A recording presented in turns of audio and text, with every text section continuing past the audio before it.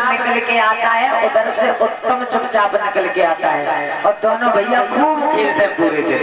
एक दिन उत्तम ने की भैया बोले हाँ आज तू हमारे घर चल घर। ध्रुव ने की थे कि भाई मैया ने आए तो दिया हम नहीं जाएंगे। उत्तम ने की मैया माल में आए पर नेक देर चली गए पापा के जोरे और पिताजी से मिलके सोई तुरंत वापस आ जाए।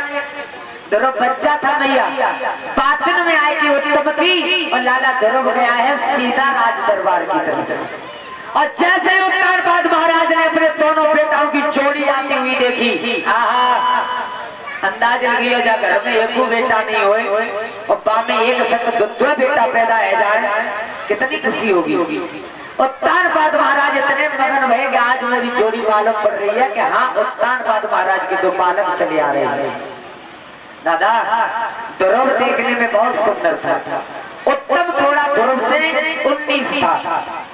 तो उस दरबार में जितने लोग बैठे सबन में ध्रुव के चेहरा की तरफ देखो सही एकदम विचार करो कि हकीकत में राजा बनवे लाख जिन बड़ो बेटा है जाको नाम है ध्रुव।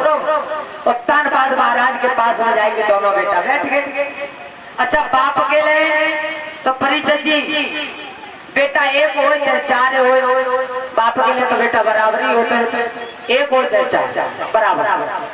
महाराज उत्तानपाद ने ध्रुव को उठाए के पहले दिन अपनी गोद में बिठा लिया, उठा करके अपनी गोद में बिठा लिया। लिखते हैं विद्वान कैसे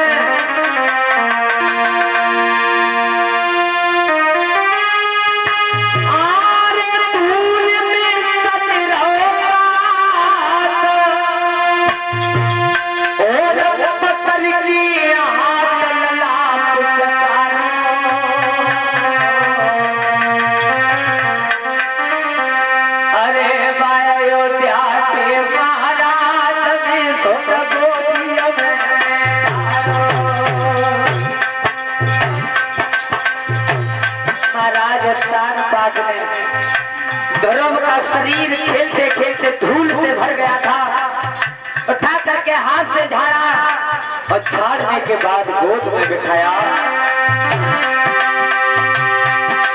ये धूल में भरना अरे धूल में भरना पकड़ के हाथ लगा पुचकारो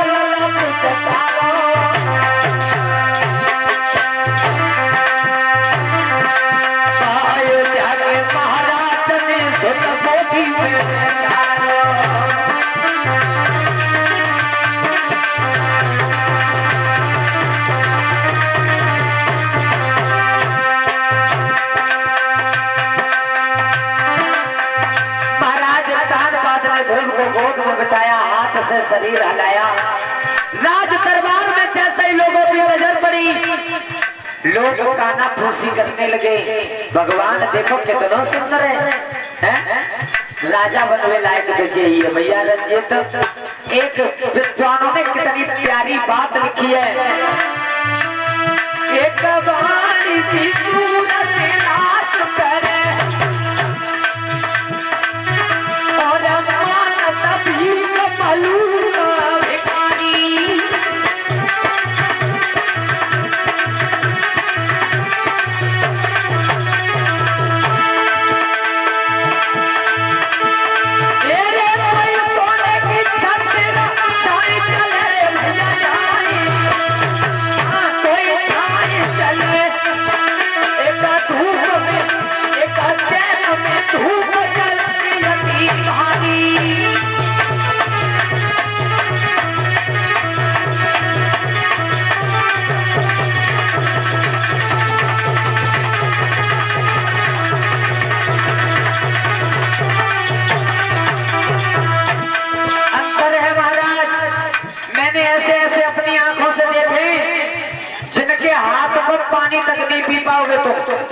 उन पर पैसा की कोई समार ना है। इतने दिन सुगराने देखे जिनको छुईवे थी, जिनको रूप महलो है जाए, फिर मैंने प्लास्टिक की बोतल उठा देखे। ये सब नसीब की बात होती है। कोई सोने की छत्र छाए जले, कोई तो ऐसा है जिसके ऊपर सोने का छत्र लगा हुआ है, कोई धूप न लग जाए, और कोई ऐसा है जो दिन रात खेतन में मृत रूप में काम कर रहा है। मैया ये सब नसीब की बात हुआ करती है। कहते हैं विद्वान कोई तेरी आफत न सुखी रहे, हम सुखी बेटी सुखी रहे, कोई तोड़ नहीं मारी मारी।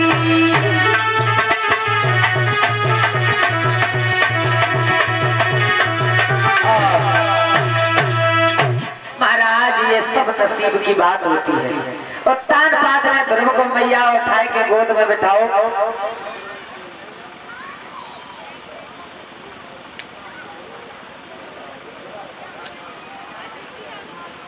उत्तान पात की गोद में ध्रुव है।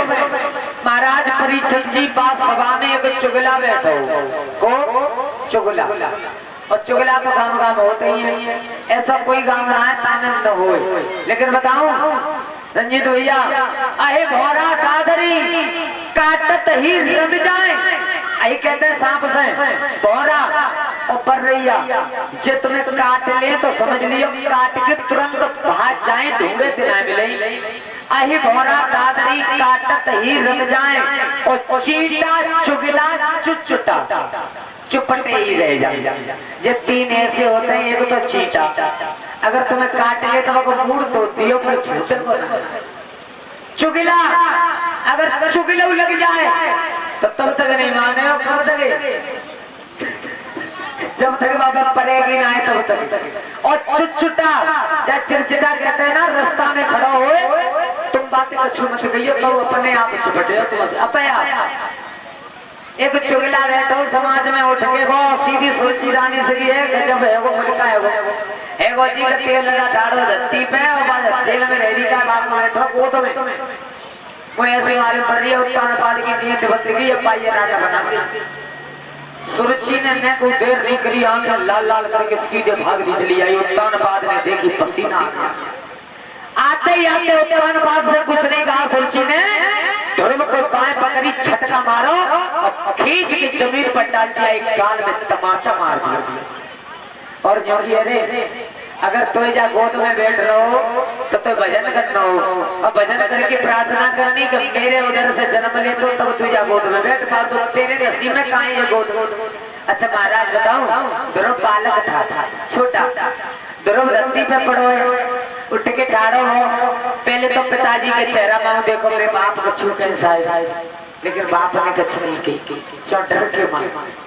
फिर मौसी के चेहरा मां देखो, शायद यही चुप कर ले, लेकिन जब मौसी ने उनका चुनाई गई, फिर ध्रुव ने पूरी समाज में देखी कि कोई तो चुप कर ले। अच्छा बच्चा है, अगर मारो बाप मारे तो मेहता ही माँ बाजियो, मेहता ही मारे तो बाप माँ बाजियो, ये होता है बच्चों का। अब ध्रुव यही देख रहा है कोई तो कोई चुप करे, लेकिन वह समाज में कोई ऐसा नहीं था जो हाथ उठा करके ये कह देता कि महाराज उत्तान पाद तुम्हारी समाज में एक बच्चे का अपमान हुआ है, क्या मारने उस बालक को। अब ध्रुव मालूम पड़ गई। तो सुनी सुरुचि ने एक बात और कह दी, ते बाप जनाए तो ते बाप होए बपे बाप से जाके मिल जा। सही ध्रुव आज रोत वही घर की तरफ चले अपने मैया की तरफ। परिचय जी अब मैया सुनीति ने जैसे अपने लाला ध्रुव को रोत वो देखो, सही एकदम बज के लाला को गोद में ले लो, छाती पे लगा लो बेटा, तो मालूम है मैंने कितनी मुसीबत झेल के तब तक तू पाओ है। तो लाला ने किनको कहा बिगाड़ो है, क्यों रो रहा है ध्रुव। आज भैया सुनीति रोई की बोली है बेटा ध्रुव से, लाला अरे तू गरीबी के और बताइए और कितनी लला कोई मारो रे।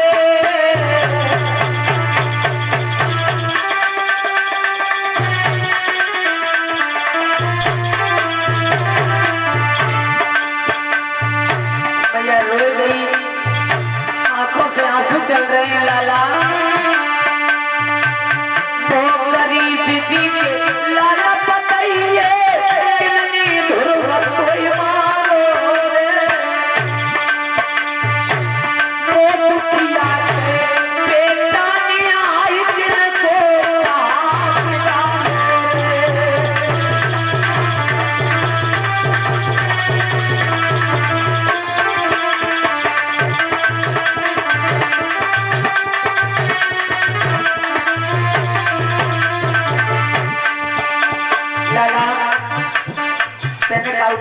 लगा तो क्यों रो रहा है? तू रोता है मेरी छाती फटती है। बोली मैया सुनीति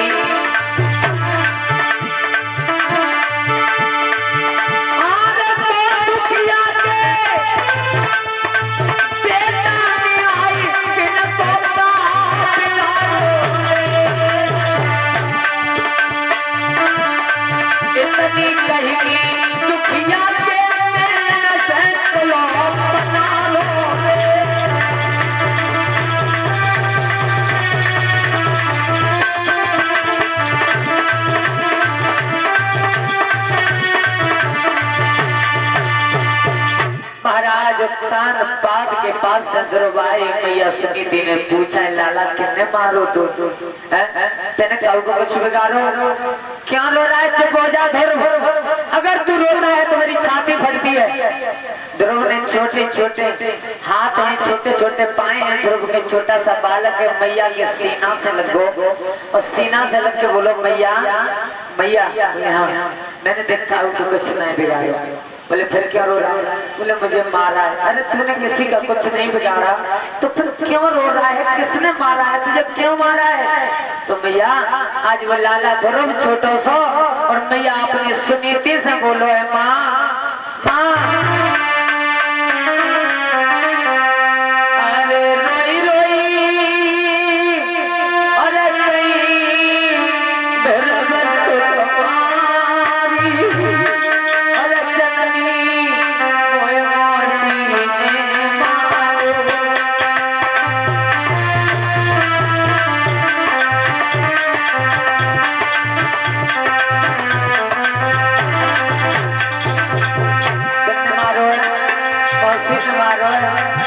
मैया धरो मैया से बोलो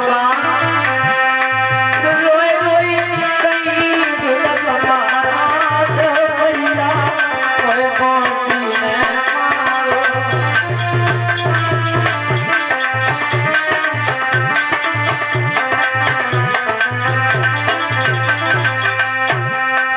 सुनीति मैया समझ गई कि मेरा लाला आज अब अग्नि के पास में पहुंच गया।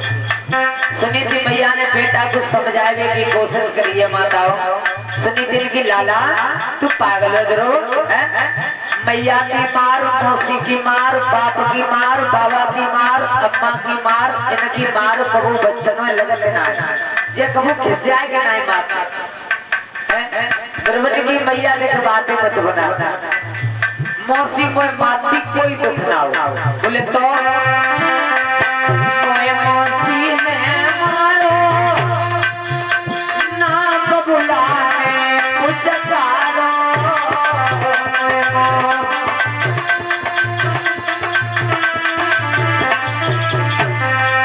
रोए रोए नहीं भुलवा मैया मौसी में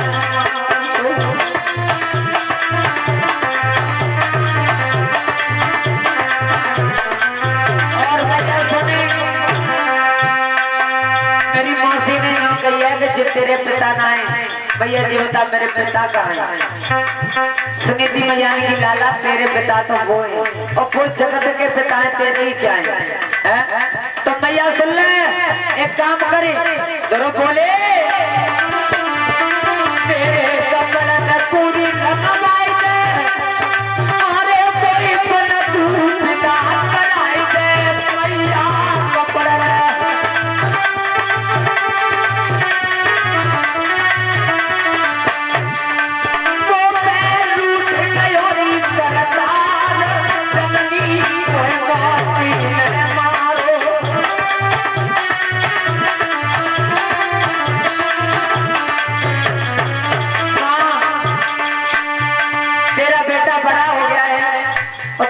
अपने पिता से मिलने जा रहा है तो मेरे कपड़ा रंगवाएगा मैं निकल जाऊँ यहाँ से। और मैया सुनी जब तुम रोजाना कहती ना कि अयोध्या अपनी है, ये राजा अपने, ये पूरा सब कुछ अपना है ले अरे जा घर से लगाई दे तारो यार कोई नहीं माता मारो घर से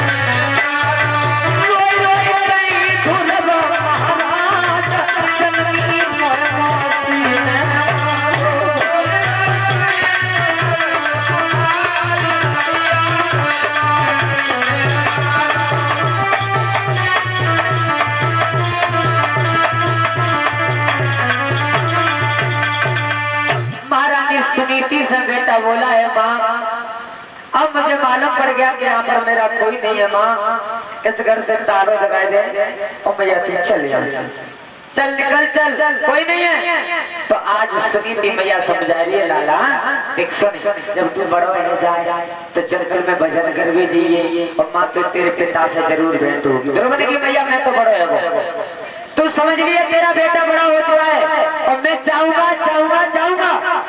सुनीति मैया की बेटा मान जा, बोले बिल्कुल नहीं। आज छोटे छोटे नन्हे नन्हे हाथों से द्रौपदी अपनी मैया के पैर छुए और घर से निकला।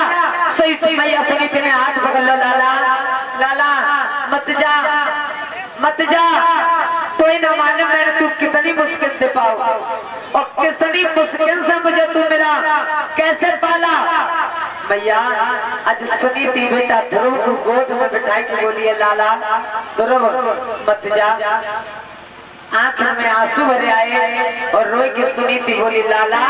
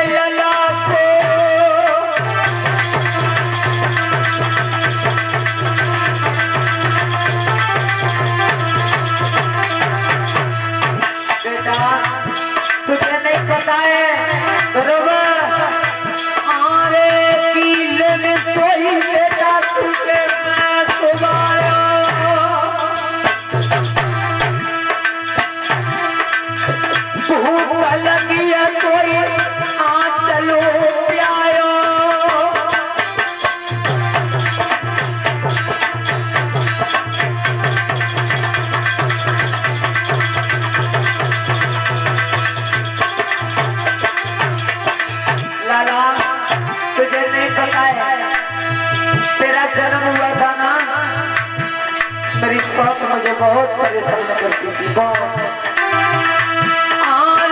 भूख लगी चलो प्यारो और धरी बाबा को बेटा सीना से लगाओ।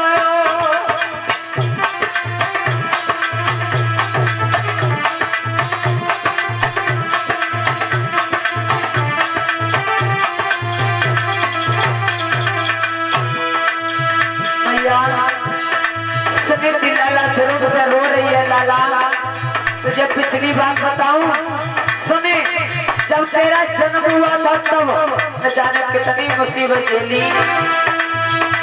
अरे मेरी सोच मुझे बहुत सताती,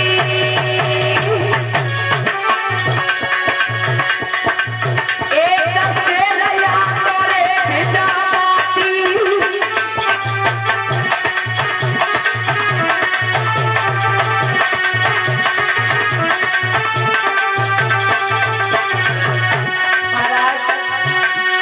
समझा रही है लाला। अरे ये कैसे नया तोरे भिजा बाती लगा रोटी बनाती, पूरे दिन में तो ये खवाती, मोकू फेर बचन नहीं पाती, भर के जेल तेरी सोई जाती।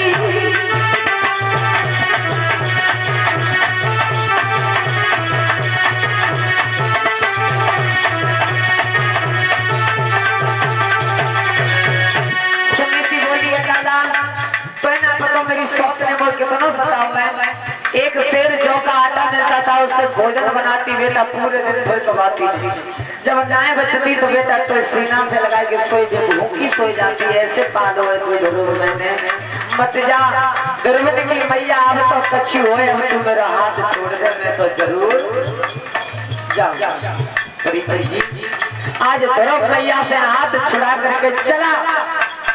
अब समिति मालूम पड़ेगी कि अब मेरा बेटा लौटे बोला। सही आवाज लगाइए ध्रुव लाला।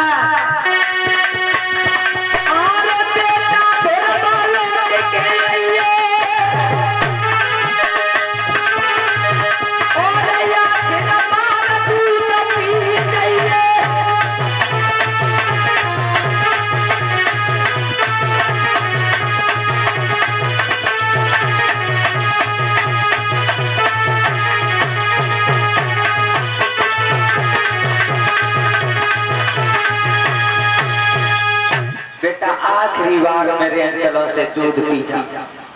ध्रुव नहीं लौटा, चला गया। नगर में पहुंचा है, पिता को मालूम पड़ा, खबर कराई है, सुनो ध्रुव को रोक लो, उसकी माँ को उसकी को अच्छा खाना दिया जाए। नौकर पहुंचा है, नौकर ने कहा ध्रुव जाओ मत, तुम्हारी माँ की सब बंद से खत्म कर दी जाएगी, रानी का दर्जा दिया जाएगा। ध्रुव ने की अब तो और जाऊंगा मैं, क्यों भगवान का नाम लेकर के घर से निकला हूँ, मेरी माँ को सुख मिल गया, अब तो जरूर जाऊंगा। तब तक ध्रुव गंजी में पहुंच चुका था। महाराज उत्तानपाद ने खबर भेजी है कि आधा राज्य दे दूंगा, लो डालो उसे। ध्रुव ने की प्रभु तुम्हारा नाम लेके भी तो गली में पहुंच पाए, आधा राज्य मिल रहा है, अगर तुम्हारे नाम से अगर तुम्हें प्राप्त कर लूंगा तो फिर क्या होगा। नहीं जाऊंगा, चले जाओ। नहीं लौटा ध्रुव, पूरा राज्य देने की बात कही, लेकिन ध्रुव ने सबको ठुकरा दिया, जंगल में भाग रहा है। कहाँ गया था ध्रुव पता है आपको? अयोध्या के राजा थे महाराज उत्तानपाद। कितनी दूर है अयोध्या? और ध्रुव ने आकर के यमुना के किनारे मधुबन में तपस्या की थी, जो वृंदावन के पास में मधुबन बना हुआ है। वो छोटा सा बालक इतनी दूर से इतनी दूर तपस्या करने के लिए आया था, जंगल में भागता हुआ जा रहा है पागलों की तरह। बाबा नारद ने बालक को काय को बाज रहो बाबा तुमको? बोले हमें नारद। कहाँ जा रहे हो तू? बोले मैं जा रहा हूँ बाप से। कहा नाम है बाप को? मैं बाप को नाम है जो सबक के पिता। नारद ने की देख ले, जब महात्मा बने बने दाढ़ी बूढ़ी भर गई, महात्मा तपस्या करे करके मर गई, बेटे तो दर्शन भरना है, तू दर्शन करे आ रहे हो? बोले हाँ। का नाम है तेरा? मेरा नाम है ध्रुव। आओ कहाँ से? बोले अयोध्या से। बाबा नारद ने ध्रुव के शीश पर हाथ रख करके देखा। बाबा नारद समझ गए कि ये जरूर भगवान को प्राप्त कर लेगा, जरूर। बाबा नारद ने की छोड़ेगा, मैंने कोई गुरु बनाओ कि नहीं? ये को होता है, ये को होता है। गुरु ना बनाओ, गुरु नहीं कहाँ लगता है? पेड़ पर लगता है। पेड़ पे ना लगता है, ऊपर चोरी की दुकान में मिलता है। अरे न दुकान पे मिलेगा गुरु। तो बाबा गुरु बात कहते हैं, कुमाने अंधकार रूमाने प्रकाश, जो अंधकार से प्रकाश की ओर ले जाए उसको गुरु कहते हैं। तेने कोई बनाओ है या ना बनाओ? हमने ना बनाया। पक्की बात है, लला जाओ बात ध्यान रखिए, जब तक गुरु ना बनाएंगे तो तक भगवान के दर्शन है ना। बाबा एक बात बताए, अब जंगल में हम कहाँ देखे गुरु कहाँ है, और तुम सब जाओ तो तुम ही न बन जाओ। तब नारद बाबा से ध्रुव ने कहा बाबा आप ही मेरे गुरु बन जाओ, आप। ये बात सच है परिचय जी। गुरु चेला का धर्म क्या होता है? यही धर्म होता है गुरु चेला का। ऐसा गुरु चेला को धर्म नहीं होना चाहिए। कैसो? एक महात्मा है, महात्मा, उन महात्मा को का काम हो, उनको काम जियो के एक चेला बनाते तो बापे थे सोने की मोहर लेते, का लेते? सोने की मोहर दक्षिणा में, गुरदक्षिणा में। महात्मा ने 100 चेला बनाए, 100 मोहर कितनी है जी? 100। एक पेड़ के नीचे सीरक में बैठे और एक थैलिया में बांध के अपने जूरा में बांधी गिल के। बोले 100 को इंतजाम करेगा। एक बहुत चतुरा आदमी दूर से देख लो, पानी की देख ले, महात्मा गाँव में ठग ले वो पूरे। अब तो जाते थे पल्ले पड़ेंगे कैसे तब काम चले। चतुरा आदमी को महात्मा के पैर में गिर पड़ा, बाबा मेरा भी जन्म ना हो। महात्मा ने अरे जन्म ना हो तो तुम बड़ो कैसे हो? अरे नहीं, मैंने सुनी है कि जब तक गुरु ना बना ताते पहले की जिंदगी बेकार होती है। अच्छा तो का इंतजार हो तू? बोले बाबा कोई अपना चेला बनाए। अच्छा भूखा चेला बने धुरु आओ, बाकी नजर तो महात्मा के जो जूरा में पुटरिया बन रही है, 100 सोने की मोहर की बाप है। बाबा ने की लगा बनाए तो निकले, पर हमारी एक शर्त है। बोले कहा? हम जाता हुआ चेला बनाते बाबा से तो मोहर लेते हैं सोने की। माने कही गुरुजी एक मोहर की को बात तन मन धन सब कुछ जी हमें तुम्हें दे देंगे, तुम कैसे चेला तो बनाए। चतुरा आदमी बाबा लेके घरे गए। परीक्षित जी खूब ऊंची लंबी चौड़ी बाउंड्री को घर होगा पर गेट चढ़ रहे। बाबा लेके भीतर घुसे। एकदम आदमी ने गेट बंद करके सांका लगाई भीतर से। महात्मा ने की लीला कुछ करे होगा बोले करेंगे रचना दे तो तुम वो चेला बनाओगे ना हवन हो पूजा पाठ को मामलो कुत्ता बिलाई सही तासु गेट बंद करो है। महात्मा संका तो है गई क्या बजा कुछ है वे बाबा जो गेट में भीतर अंदर से रात तारो। अब चौका लगाओ, चौक पुराओ, पटला बिछाओ, हवन भाव। महात्मा ने वे चेला बनाए। महात्मा ने की लला जा मंत्र को जाप करिए तुम उतारे जाओ। और लला अब तुम हमारे चेला बन गए, हमारी तुम्हारी बात नहीं है, तुम मोहर दे दो जीवा मोहर है तो दे दो। चतुरा आदमी ने पत्नी दी है सामने एलवाई में 100 मोहर गनी गिनाई एक थैलिया में रखी है, सामने से एक निकाल। पत्नी ने की जाके बाप को जन्म को नकार होए जाके घर में 100 मोहर कहां से आई हैं? फिर विचार करो तुमके ब्याह हो। पत्नी गई भीतर। पत्नी ने देखी अच्छा माँ हो तो मैंने बाकी नजर तो महात्मा पे है। पत्नी ने की जाना है दिमाग खराब है का मैंने आज सवेरे गिर के रखी है और कारी पत्नी है जो बताया जा रहा। महात्मा ने विचार करो कारी पत्नी तो मेरी हुई और 100 ही मोहरे बाबा ऐसा ना जब नजर हो है। पत्नी ने की जाना है कहीं पागल बना रहे हो। अरे अरे देख ले एलवाई में देख ले टाड़ भाड़ में देख ले पगपा में देख ले संदूका में देख ले कौ तो नहीं आई। पत्नी ने की है ही ना।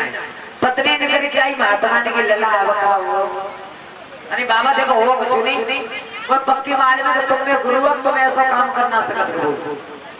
इच्छी अपने घरे मायके में रखी आई हुई और कल पे वो दोष लगा गई कि तुम्हारे गुरुजी आए, तुम्हारे गुरुजी ले गए। महात्मा ने की लगा तो बोले देखो मैं ना चाहता तो मेरे गुरु का कोई दोष लगाए दे। गुरुजी मोह तुम्हारी मैं थोड़ी सी बस तलाश ही नहीं और कुछ ना करो। महात्मा का गुरु मालवी के जाने देख लीजिए। गुरुजी ठाड़े कर ले पटला में। गुरुजी वैसे ईमानदारी कसम खाए रो मेरा तन मन धन सब कुछ तुम्हारा है पर मैं जिस तलाशी तुम्हारी दासू ले रहा हूँ कि अपने घरे रखे आई हुई और मोते तो आइनो मारे ही कि तुम्हारे गुरुजी आए, तुम्हारे गुरुजी ले गए तो मैं अपने गुरु को मुंह साफ करना चाहूँ। अब 2-4 हाथ चंदरा में मारे मैंने दिखाई हुए भाई तो मालवी जूरा मंत्री है बाबा जैसे घुमाए के हाथ जूरा में मारो तो ही ऊपर निकल पड़ी भाने पे हाथ में उठा ली चेला हाथ जोड़ के कि गुरुजी दुनिया जाता मैं करती तो शोभा देती पर तुम्हारे दिखाऊं कैसे करो शोभा ना दे हैं। अच्छा तेलिया की गांठ खोली और गांठ खोल के बाद अच्छा जी बताओ हमारी तुम्हारी क्या बात है। बोले बात ठीक है एक मोहर देनी पड़ेगी एक निकाल की गुरुजी के हाथ में रख दीजिए तुम्हारी गुरु दक्षिणा। अब जी बताओ आओगे कब। गुरुजी ने की लला ये एक पहने वो दे दिए 99 और इकट्ठी कर लूंगा ताजा फिर आ जाएंगे तेरी। तो ऐसे चेला कभी मत बनाओ। गुरु चेला का धर्म ये होता है हरेक शिष्य शोक धन हरई शोक घोर नरक में पड़ई। उत्तान बाद महाराज के बेटा ध्रुव ने कही बाबा अब मैं कहाँ जाऊं तुम्हें वो अपना चेला बना। बाबा नारद ने 12 अक्षर मंत्र दिया है ओम नमो भगवते वासुदेवाय। बेटा इस मंत्र का जाप करना तुझे भगवान जरूर मिल जाएगा। पहली बात तो नारद ने की लगा जा शेर चीता भगर्रा बहुत घूम रहे तू छोटो तो खा जाने करे जा। ध्रुव ने की बाबा तुम कहाँ रहता बोले नहीं रहते तुम तो आज तक का खाई नहीं पाई मोह को खाई ले। ध्रुव चला गया बाबा नारद चले गए तो ध्रुव ने सबसे पहले समाधि लगाई पालती मार करके बैठ गया। यमुना के जल में आचमन करने के बाद में नदी के जल में महाराज 24 घंटे बाद समाधि खोली है। सामने केत का पेड़ फल पड़ा है। ध्रुव ने उठाया थोड़ा सा खा लिया जल पी करके फिर बैठ गया। अब की बार 5 दिन बाद समाधि खोली है। केत का फल पड़ा है लेकिन ध्रुव ने हाथ नहीं लगाया। थोड़े से सूखे पत्ता लेकर के रगड़ करके थोड़ी सी भसम बना करके खाई पानी पिया फिर समाधि लगा करके बैठ गया। 11 दिन बाद समाधि खुली है। अब की बार न तो पत्ता उठाए न फल उठाया, केवल आचमन किया और ध्रुव ने पानी पी करके अब की बार समाधि लगाई है। 21 दिन बाद समाधि खोली है। 21 दिन बाद अब की बार न पानी पियो, न फल खाओ, न पत्ता खाओ, केवल श्वास का आहार किया है। सांस खींच करके एक पैर पर ध्रुव खड़ा हुआ है। ताकत भैया रंजित भाऊ का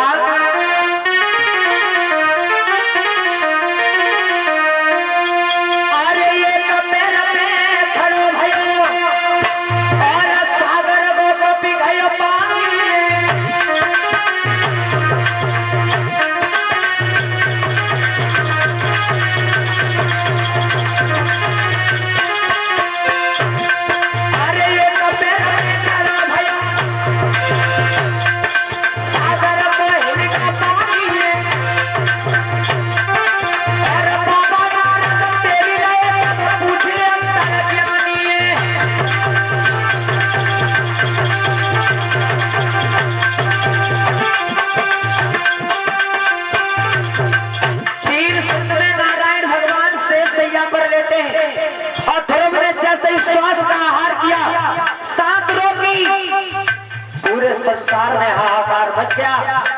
क्षीर सिंधु खोलने लगा है। अंतर्ज्ञानी भगवान नारायण ने नारद पूछी काम हो नारद, ये पानी कैसे लो है? नारद बाबा ने की नेक दे रो और जाई पे घरे रो वाल वाले पर के काहे रो हैं? काम हो